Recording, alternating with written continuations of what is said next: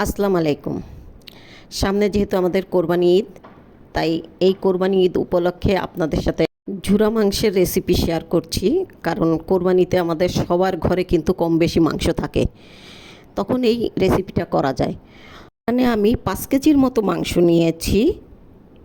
সেখানে আমি দিয়ে দিচ্ছি আস্ত পেঁয়াজ 8 থেকে 10 পিস, তারপরে তেজপাতা দিয়ে দিচ্ছি 4 থেকে 5 পিস, দারুচিনি এবং এলাচ, তারপরে লবঙ্গ, এটা আপনারা আপনাদের প্রয়োজন অনুযায়ী দিয়ে দেবেন।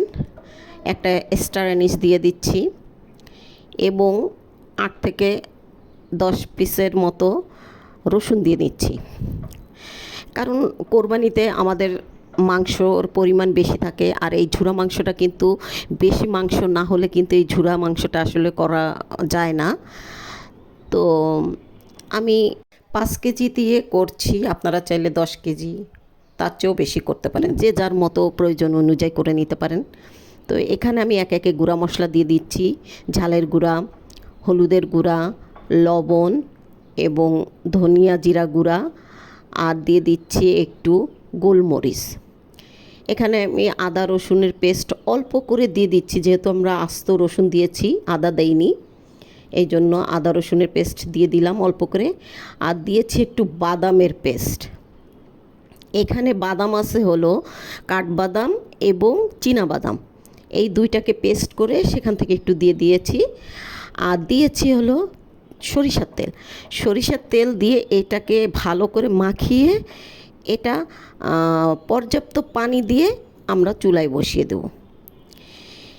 এই মাংসটা হলো এই মাংসটার বৈশিষ্ট্য হলো এটাকে আস্তে আস্তে জাল দিয়ে দিয়ে এই ঝুরা মাংসটা করতে হয়। যেহেতু আমাদের ঈদে অনেক মাংস থাকে, আমরা মেহমানদারিতে অনেক মাংস রান্না করে থাকি। তো এই মাংসটা জ্বালাতে জ্বালাতে 1 দিন 2 দিন 3 দিন 4 দিন এরকম করে জ্বালাতে জ্বালাতে এই মাংসটা একদম ঝুরঝুরা হয়ে যায়, পানিটাও শুকিয়ে যায় আর ঝুরঝুরাও হয়ে যায়।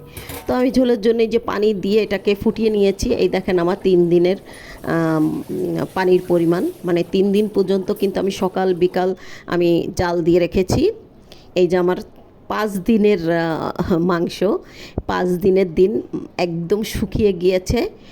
এটাকে আমি ফ্রোজেন করব, আমি বক্স বাটিতে ফ্রোজেন করে রেখে দিয়েছি। আর কিছুটা আমি আবারও রান্না করেছি, একটু পেঁয়াজ কুচি দিয়ে, পেঁয়াজটাকে বেরেস্তা করে তারপরে সেই মাংসটাকে আবার দিয়ে একটু ভাজা ভাজা করে তৈরি করেছি।